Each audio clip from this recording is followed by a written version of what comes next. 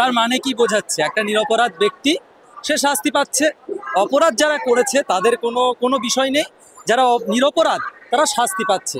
এটা যদি দেশের আইন হয়, এটা যদি বিচার ব্যবস্থা হয়, তাহলে সত্যি আমার ব্যক্তিগত আমার তরফ থেকে ওখানে ধিক্কার জানানো ছাড়া আর কিছু জানানো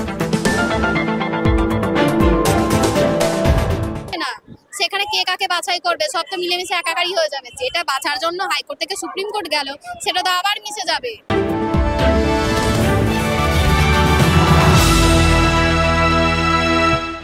চিকিৎসকদের পর এবার শিক্ষকদের রাত দখল। যোগ্যদের তালিকা প্রকাশের দাবিতে এসএসসি ভবন ঘেরাও করে রাতভর প্রতিবাদ ধর্ণা চাকরিহারা শিক্ষকদের। এসএসসি ভবন চত্বরে ব্যারিকেড করাই ছিল। চাকরিহারারা তা ভেঙে এসএসসি ভবনে ঢোকার চেষ্টা করলে পুলিশ তাদের বাধা দেয়। সে সময়ই পুলিশের সঙ্গে কার্যত ধস্তাধস্তি হয় তাদের। পরিস্থিতি এতটাই উত্তপ্ত হয় যে বাড়তি পুলিশ বাহিনী ডাকতে হয়। চাকরিহারাদের অভিযোগ, তারা যে আন্দোলন করছেন তা ভাঙার জন্য ষড়যন্ত্র করা হচ্ছে। আসল যোগ্য অযোগ্য তালিকা আদতে প্রকাশ করতে চাইছে না সরকার এবং এসএসসি, সেই কারণে এমন চালাকি করা হচ্ছে। তাদের এও প্রশ্ন, হাইকোর্ট থেকে সুপ্রিম কোর্ট যখন তালিকা চেয়েছিল তখন এসএসসি কেন তালিকা দেয়নি? এখন তাহলে কিসের ভিত্তিতে থার্ড কাউন্সিলিং পর্যন্ত বৈধ বলা হচ্ছে?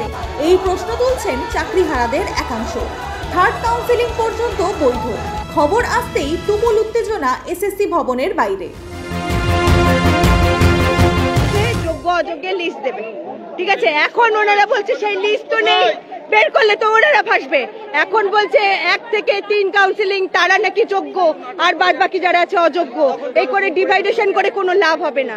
আমরা আর ওসব নাটকের কথাই ভুলছি না। ওনারা ওনাদের স্ট্যান্ডে আসুক, চেয়ারম্যান বাইরে আসুক, উনি নিজে এসে বলুক কি বলতে চায়।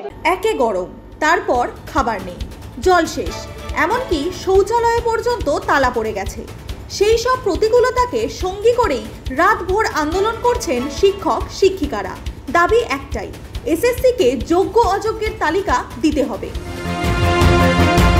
এটাই নয়, আমরাও খাইনি সারাদিন, আমরাও খেতে পাইনি, আমাদের জল শেষ হয়ে গেছে, টয়লেটে যেতে পাচ্ছি না, মোবাইলের চার্জ শেষ, ওনারও সেইগুলো বন্ধ হবে। আমরা বলছে যে আমরা হয়তো প্রথম 3টে বা প্রথম 4টে লিস্ট প্রকাশ করবো, তাহলে বাকি যারা আছে ওনারা কি 10টের তকমা দিতে চাইছেন? সেটা নিয়ে আমরা আজকে ক্লারিফাই করবো, যেন সবগুলো লিস্ট বের করে। এটাই আমাদের কাছে দাবি থাকবে। সরকার বলছে, যারা এসএসসি বলছে প্রথম 3টে বা 4টে ফেজের লিস্ট বের করবে, কিন্তু আমরা চাইছি টোটাল যে 12টা প্রসেসে কাউন্সিলিং হয়েছে, 12টা ফেজে সবগুলো লিস্ট যেন এসএসসি বের করে। এটাই আমাদের দাবি থাকবে। সূত্রের খবর, বুধবারের মধ্যে শিক্ষা দপ্তরে পাঠানো হবে বৈধ শিক্ষকদের তালিকা। ঘোষণা এসএসসির।